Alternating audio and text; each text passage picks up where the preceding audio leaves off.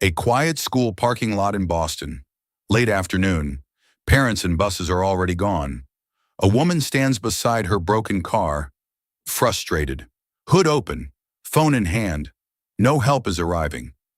A man walks over slowly from the edge of the lot. Simple clothes, grease-stained hands. Daniel Hayes, 41, a single dad. He looks at the engine. He doesn't ask for money or a thank you. 10 minutes later, the car starts perfectly. The woman exhales in relief. Then she looks at him, hesitates, and asks one question. Why do you always act like you don't matter? Daniel freezes. Destiny begun today. Daniel Hayes was a man who understood the profound architecture of a quiet life. At 41, his presence was measured not by the volume of his voice, but by the steady, unshakable rhythm of his hands. He lived in the gray spaces of Boston, a shadow moving through a city that was increasingly obsessed with the spotlight and the digital noise of self-promotion. Daniel was a master technician, a man who spent his grueling days breathing life back into broken industrial machinery and his long, silent nights protecting the fragile, innocent world of his 8-year-old daughter, Lily. His life was a study in absolute, rugged discipline. A modest 2-bedroom apartment, a reliable but battered Ford truck that rumbled like a tired mountain, and a fierce, unspoken commitment to being a present father. To the world, Daniel was simply the mechanic, a nameless, faceless figure in navy blue overalls who arrived to fix a rusted hull or tighten the stubborn screws on a massive cargo crane. He didn't mind the invisibility. In fact, after the life he had lived before, he found a profound, almost meditative comfort in being a man that no one truly saw. He preferred the honest weight of a wrench and the predictable physics of a well-oiled machine to the ego-driven, hollow conversations of the corporate world he had long ago abandoned. He had become an expert at being forgotten, but his hands never forgot the precision of a craftsman. He taught Lily that true value wasn't found in a title, a brand name, or a bank account, but in the integrity of one's word and the consistency of one's presence. He was raising a queen on an hourly wage, and he was content with the trade. In his small garage in South Boston, the air was thick with the scent of ozone, WD-40, and old leather. Daniel felt a strange kinship with the machines he repaired. They were honest. If they were broken, they made a specific sound. If they were healthy, they hummed. Human beings were far more complex, often hiding their fractures behind smiles and expensive suits. Daniel had seen enough of that to last a lifetime. He had once been a lead engineer for a major aerospace firm, a man who designed the very components that kept planes in the sky. But that version of Daniel had died the same day his wife did. The high-value Daniel had been replaced by a man who just wanted to make sure his daughter's bike didn't squeak. Introduce Elena Voss. At 30, Elena was the kind of teacher who saw the student behind the grade and the soul behind the silence.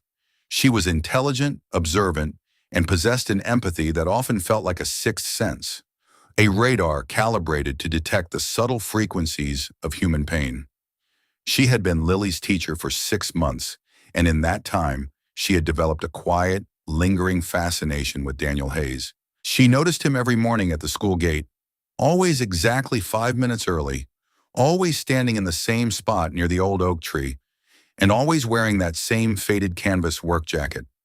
She saw the way he knelt down to double-check Lily's shoelaces, and the way he offered a polite, distant nod to the other parents before disappearing back into his truck like a ghost. In their brief parent-teacher conferences, Daniel was a model of respectful brevity. He asked about Lily's progress in math. He listened to Elena's feedback with a focused intensity that made her feel like the most important person in the world for 5 minutes. And then he would leave. He never lingered for small talk. He never mentioned his own life. He never sought a moment of personal connection. Elena sensed a massive, hidden world behind his slate-gray eyes, a world of heavy thoughts and guarded memories. She saw the way he avoided the social games of the school parking lot, the way he never participated in the bragging matches about summer homes in the Hamptons or recent corporate promotions. He acted as though he were a guest in his own life, a man who was only there to serve the needs of the little girl holding his hand. Elena found herself thinking about him more than she cared to admit. She saw the way Lily talked about him, not as a dad who works, but as a hero who fixes the world when it gets loud. Elena realized that Daniel wasn't just a quiet man. He was a man who had intentionally turned down the volume of his own existence to hear his daughter better. He moved through the school halls like a specter, leaving no footprint, asking for no recognition. To the other teachers, he was just the quiet mechanic dad, a reliable utility. But to Elena, he was a masterpiece of self-erasure. She wondered what it cost a man to be that silent. She wondered if anyone had ever asked him how he was doing, or if the world had simply accepted his invisibility as a convenient service. On this particular Tuesday afternoon, as the sun began to dip behind the red brick facade of the school, Elena was about to find out that Daniel Hayes could fix anything, except perhaps the one thing she was about to shatter: his silence. The school parking lot was nearly empty, the air carrying the sharp, salty bite of a coming Atlantic storm that New Englanders knew all too well. The sky was a bruised shade of purple, and the streetlights were just beginning to flicker to life. Elena stood over the open hood of her 10-year-old sedan, her face a map of weary frustration. She had a mountain of midterm grading waiting for her at home, and a car that had decided to go on a total strike. She had tried the starter 4 times, each effort resulting in a hollow metallic click that echoed through the empty lot, the sound of a failed connection or a dead heart. She pulled out her phone to call for a tow truck, her thumb hovering over the screen, when a low, familiar rumble entered the lot. Daniel Hayes pulled his weathered truck to a stop a few yards away. He had come to pick up Lily from her after-school art club, but he saw Elena first. He didn't wait for her to wave him down. He didn't check his watch to see if he had time. He simply stepped out of his truck, his heavy work boots crunching on the gravel with a rhythmic certainty. He walked over to her car without saying a word, his eyes already scanning the engine bay before he reached the bumper. "Trouble?" Daniel asked. His voice was a low, grounding rumble that seemed to stabilize the air around them, cutting through the rising wind. Elena looked up, a wave of relief washing over her that she hadn't expected. "It just died, Daniel. It won't even try to turn over. I think the battery finally gave up on me." Daniel didn't answer with words. He leaned over the engine bay, his large calloused hands moving with a fluid, predatory grace. He didn't look like a dad in that moment. He looked like a surgeon at a table. He checked the battery terminals, his fingers tracing the wiring with a sensitivity that seemed almost telepathic. He looked at the starter solenoid, then at the ground wires. He saw it immediately. A small, white crust of corrosion on the primary terminal. A tiny glitch that most mechanics would charge $300 to diagnose and repair. Without a word, he reached into his back pocket, pulled out a small wire brush he always carried, and began to clean the connection. He worked with a surgical focus, his brow furrowed, oblivious to the cold rain that was starting to mist the air. Elena watched him. She noticed the way he worked, the absolute lack of performative effort. He wasn't trying to impress her. He wasn't looking for a thank you or a moment of heroism to share at a bar later. He was simply solving a problem because a problem existed, and he had the tools to fix it. He treated her aging car with the same quiet respect he gave to his daughter's elaborate school projects. In a world where everyone wanted to be seen for their help, Daniel worked as though he were entirely invisible. "Try it now," Daniel said, stepping back and wiping his hands on a clean rag he pulled from his belt. Elena turned the key. The engine roared to life instantly, a smooth, healthy sound that cut through the afternoon silence like music. She exhaled a long, shaky breath and looked at him, her eyes bright with a mix of gratitude and a new, sharp curiosity that had been building for months. "Daniel, thank you. Seriously, I don't know what I would have done. I was about to call a tow. How much do I owe you for the miracle?" Daniel shook his head, his expression remaining neutral, his eyes already drifting toward the school doors. "Nothing. It was just a loose connection and a bit of dirt. Have a safe drive home, Elena. The roads are going to be slick tonight." He began to turn away, heading toward the lobby where Lily was just emerging with a vibrant drawing of a bluebird. He was ready to melt back into his routine, to become the mechanic once again, satisfied that the mechanical system was restored to its proper state. But Elena didn't let him go. She watched him walk away. The broad, strong shoulders, the worn jacket, the man who had just saved her evening and wanted absolutely nothing in return. She realized that the fix he had just performed was a metaphor for his entire life. He was the one who held the world together while making sure no one noticed he was the one holding the weight. The question had been screaming in her mind for months, fueled by the way he always stepped back to let others step forward. And in the silence of the empty lot, it finally found its way out. "Wait," Elena called out, her voice clear and urgent. Daniel stopped, his hand resting on the handle of his truck door. He looked back at her, his posture guarded, as if expecting a request for more labor or a forgotten detail. But Elena wasn't looking at the car anymore. She was looking at him. She saw the grease on his hands, hands that had held back the tide of failure for a stranger. She saw the way he stood, always slightly tilted away from the center of things, as if he didn't want to take up too much space in the universe. She saw the man who had perfected the art of being less so that others could be more. The silence in the parking lot was suddenly heavy, a physical weight that pressed against the eardrums. The mist was turning into a steady drizzle, making Daniel's jacket look darker, more weathered. Elena took a step toward him, her professional teacher boss persona falling away to reveal a woman who was tired of the masks everyone wore in this city. Daniel remained by his truck, his eyes fixed on her with a calm, unblinking clarity that was both intimidating and deeply, strangely comforting. "Daniel," Elena began, her voice soft but carrying a weight of absolute sincerity, "I've watched you for a long time. At the school gate, in the meetings, and now here. You just fixed my car in 10 minutes, and you're ready to walk away like it never even happened. You do that with everything, don't you? You do that with your life." Daniel blinked, his brow furrowing slightly, a flicker of confusion crossing his stoic face. "I don't follow you, Elena. It was just a battery terminal." Elena took a deep, shaky breath, her heart hammering against her ribs. She was crossing a boundary. She knew it, but she couldn't stop herself. The words had to be said. "Why do you always act like you don't matter?" The words hit Daniel with the force of a physical blow to the chest. He didn't flinch, but his eyes narrowed, the slate gray turning to the color of cold iron. He felt a sudden, sharp surge of internal resistance, a structural defense mechanism that had been in place for years. This wasn't a question about a car. This was a question about his soul. "I matter to Lily," Daniel said, his voice dropping an octave, becoming a low, resonant growl of defense. "That's my job. That's the only metric that counts in this world." "I'm not talking about Lily," Elena countered, her voice remaining gentle but unyielding, like a river wearing down a stone. "I'm talking about you. I see the parents in this school, Daniel. They walk in here like they own the building. They demand attention.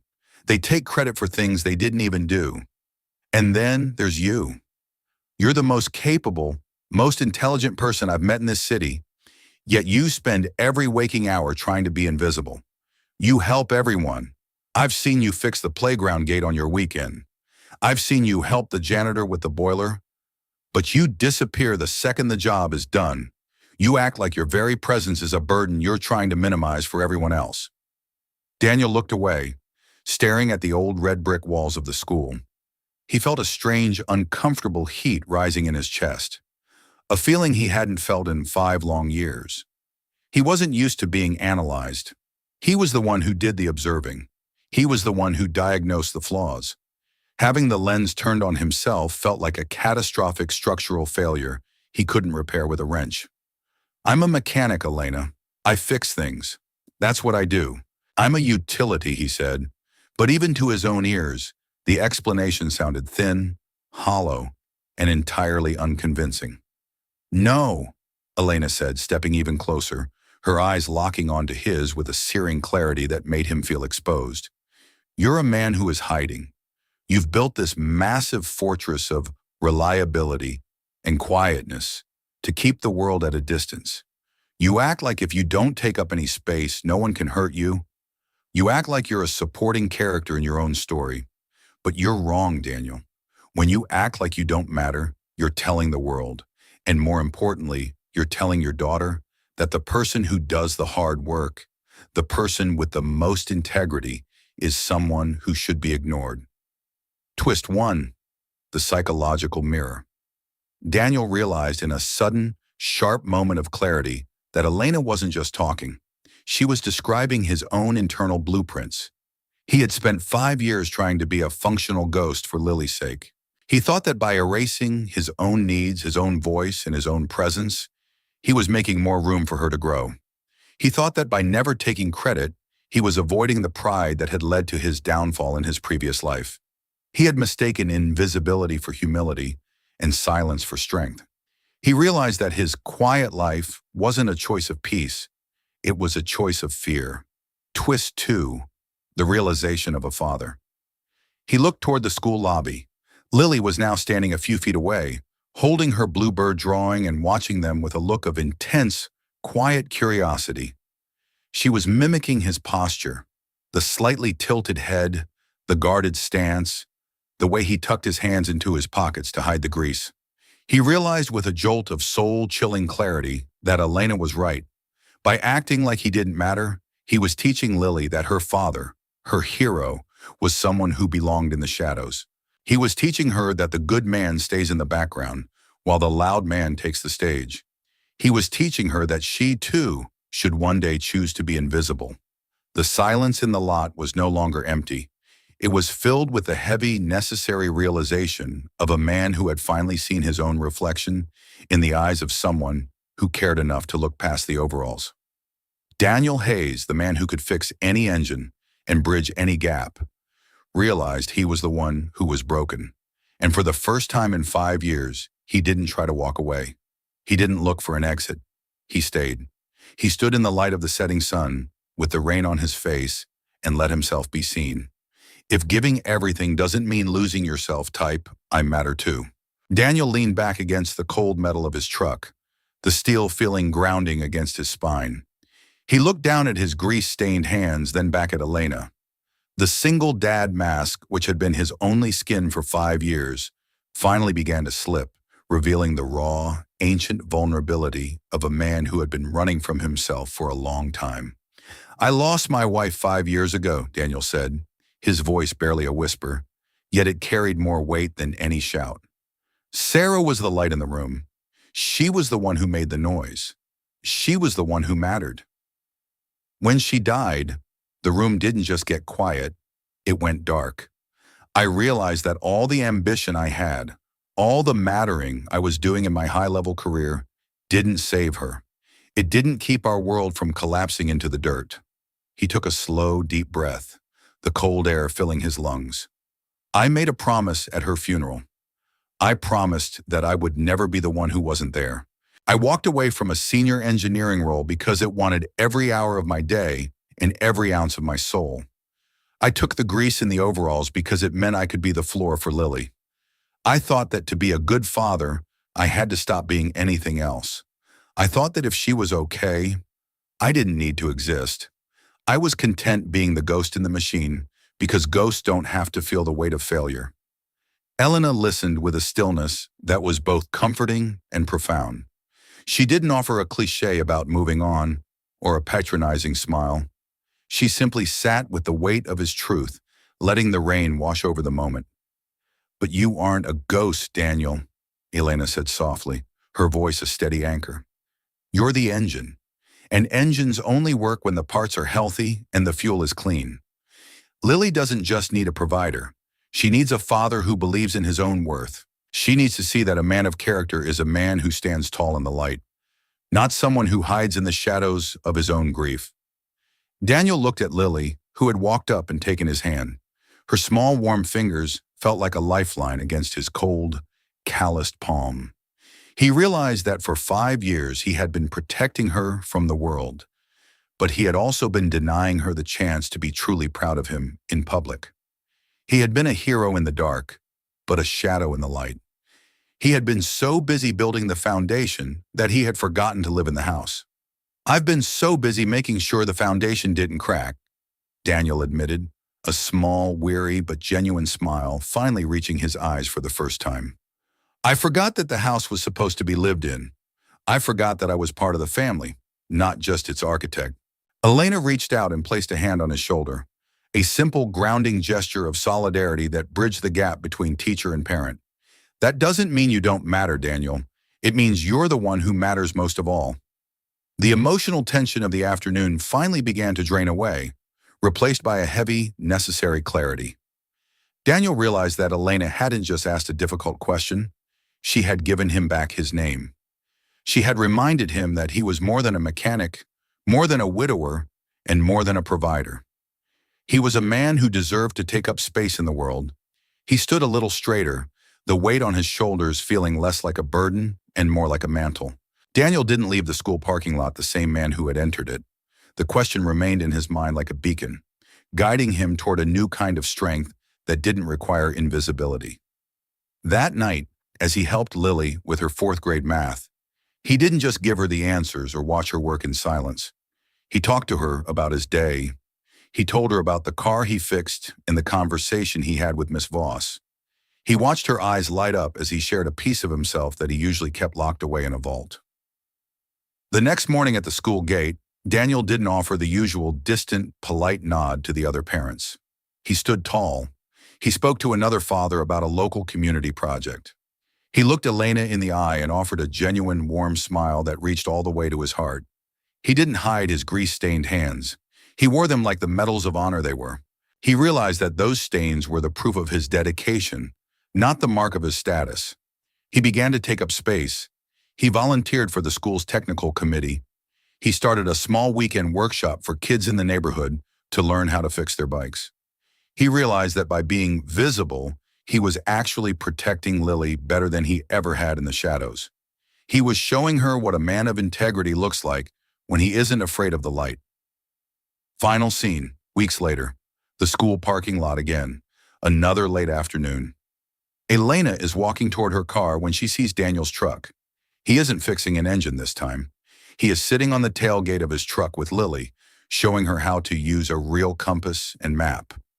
He looks up and waves at Elena with a confidence that makes the whole lot feel warmer.